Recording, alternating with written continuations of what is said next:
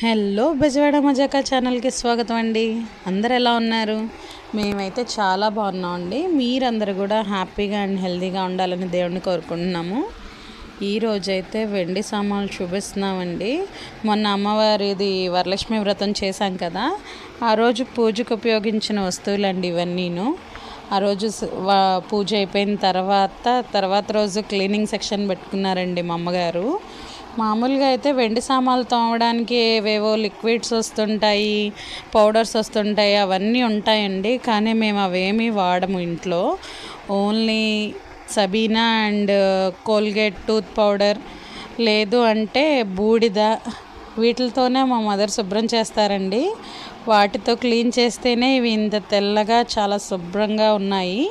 జనరల్గా సబీనా పౌడర్ కానీ బూడిద కానీ వేస్తే ఆ జిడ్డు అనేది పోతుందండి.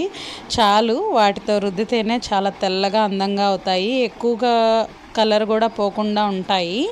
అదే మనం ఏమైనా లిక్విడ్స్ అలాంటివి యూస్ చేస్తే ఎక్కువసేపు ఉండదండి, ఆ షైనింగ్ తగ్గిపోతుంది. ఆ రోజు పూజకు ఉపయోగించిన వెండి పువ్వులు, కుందులు, ప్రసాదం గిన్నెలు, దీపపోతులు అవన్నీ కూడా శుభ్రం చేసుకున్నారండి. ప్రతి సంవత్సరం పూజ అంటే చాలు ఇవన్నీ తీసి క్లీన్ చేయాల్సిందే మా ఇంట్లో. ఇప్పుడు క్లీన్ చేసి పెట్టేస్తే మళ్ళీ రేపు వినాయక చవితికి తీస్తారండి.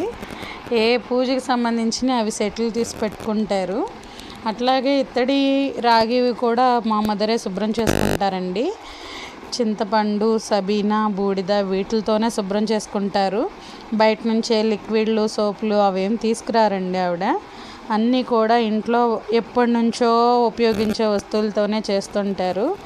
సో మదర్ శుభ్రం చేసి పెట్టిన తర్వాత ఆ వీడియో ఒకసారి చేసి మీ అందరికీ చూపించాలనుకున్నారు. అందుకే శుభ్రం చేసి పెట్టుకున్నాయన్నీ తీసి ఇప్పుడు మీకు వీడియో కింద చూపిస్తున్నాం మేము. మా పూజ చూశారు కదండి, బాగా జరిగిందా? మీ అందరు కూడా పూజ బాగా చేసుకున్నారనుకుంటున్నాము. అట్లాగే మీరు కూడా వస్తువుల్ని ఎప్పటి నుంచో పాత తరం నుంచి ఉన్న వాటితోనే శుభ్రం చేసుకోండి. కొత్త ట్రిక్స్ ఏమీ ట్రై చేయకండి, వస్తువుల్ని పాడు చేసుకోకండి. నెక్స్ట్ వీడియోలో తాటి రొట్టె అవి తయారు చేస్తారండి.